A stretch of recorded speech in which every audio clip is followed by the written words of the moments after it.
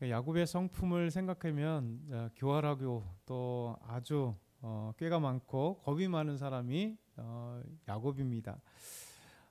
근데 야곱의 또 다른 또 하나의 우리가 그의 성품을 생각해 보면 차별이라고 하는 것을 알 수 있어요. 이 오늘 말씀이 차별하는 야곱의 모습, 그리고 이 차별 때문에 후에 이제 야곱과 그 형제들의 갈등이 일어나는 것을 우리에게 보겠죠.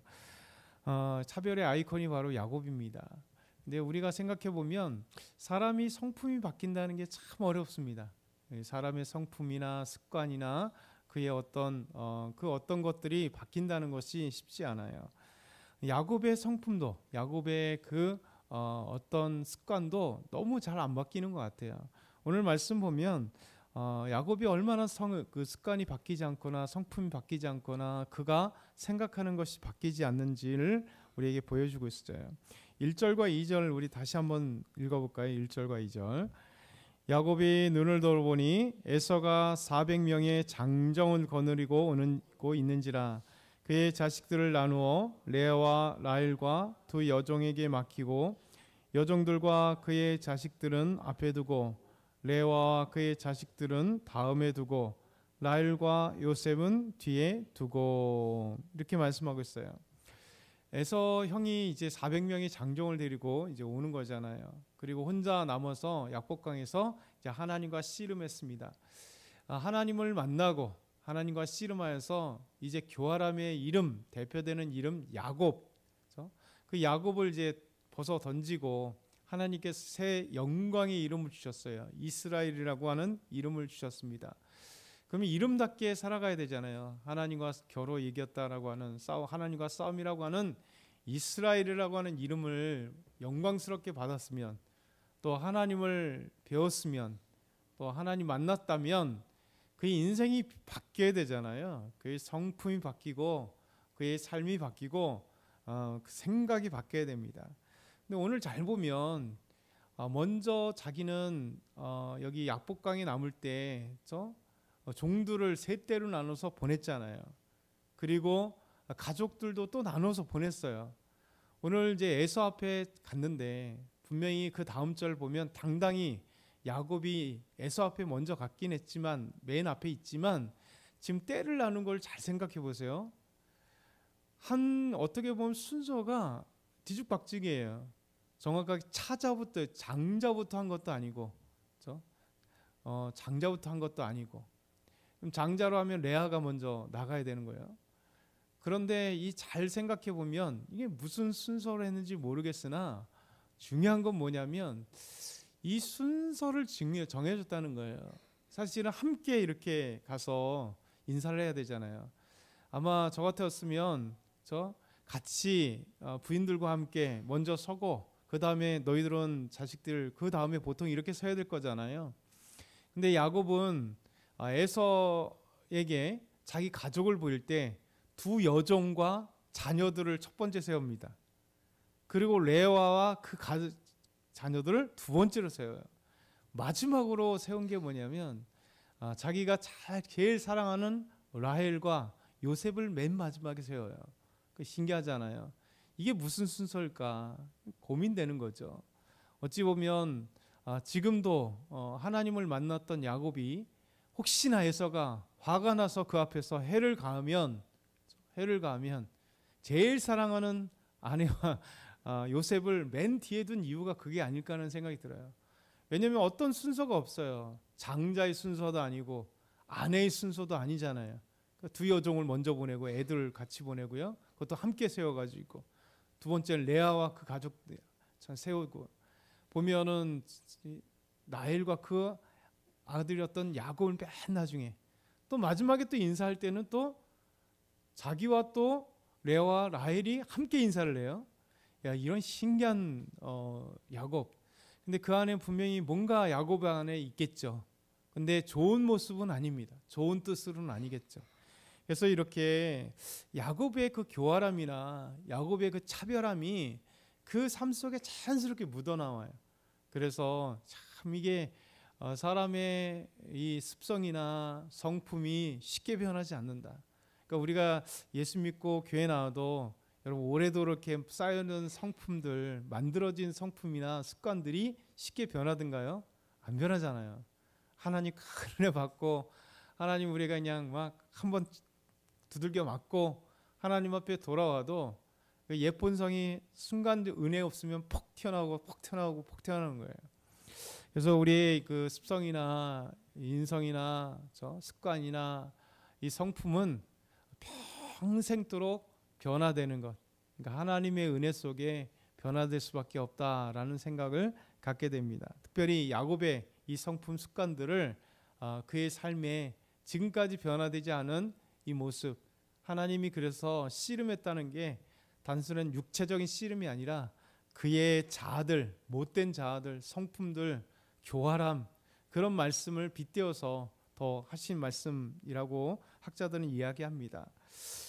오늘 두 번째 생각해 보면 하나님은 에서의 마음을 이미 부드럽게 하셨어요. 하나님의 하신 일들이 야곱의 삶에 곳곳에 나타나죠. 그래서 야곱의 그 이야기를, 삶의 이야기를 보면서 이것을 빼놓을 수가 없는 거예요. 야곱은 항상 교활하고 자식 지혜대로 살려고 하고 자기 생각대로 살려고 하고 그런데도 불구하고 하나님이 찾아오셔서 놀랍게도 역사하신 거예요. 지금 이제 에서가 찾아와서 함께 만납니다. 그런데 하나님께서 우리 3절부터 8절 보면 에서가 야곱 앞에 왔을 때, 아니 야곱이 에서를 만날 때 그렇게 걱정했던 에서가 완전히 바뀐 모습으로 나타나게 되죠. 그가 예물을 받았기 때문에 변화된 게 아닙니다. 종들이나 세 때로 나눠서 예물을 다 보내서 뭐냐 이렇게 예물을 받아서 뇌물을 받고 기뻐한 게 아니고 하나님이 에서의 마음을 완전히 바꿔주셨다는 거죠. 우리가 우리 삶 가운데 이런 일들이 참 많죠.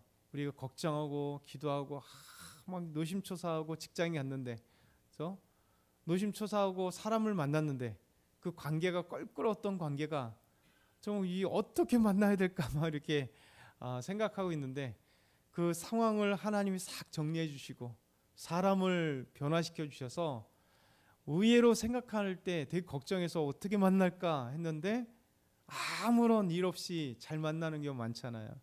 그러니까 우리가 하나님께 기도했다는 것은 하나님께서 우리만의 하나님이 아니라 이 온 우주 만물의 하나님이시고 역사의 주인공이신 하나님께서 사람을 바꿔 가심으로 그 환경을 바꿔 가심으로 우리가 정말 신앙생활할 때 살아계신 하나님의 그 능력과 은혜를 삶 속에 경험하게 하시는 거죠.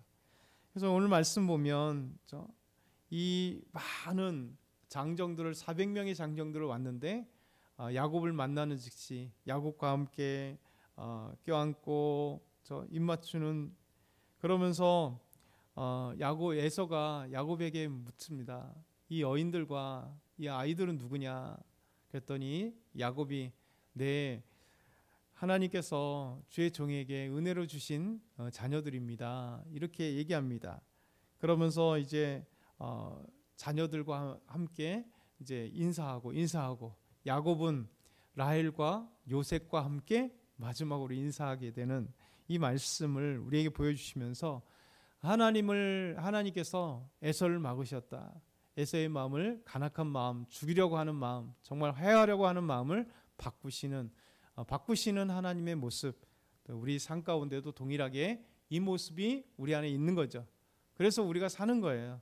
하나님이 수없이 우리의 대적들을 바꾸시고 우리의 악한 환경들을 바꾸셔서 우리가 평안할 수 있도록 샬롬할 수 있도록 하나님 함께 하신다.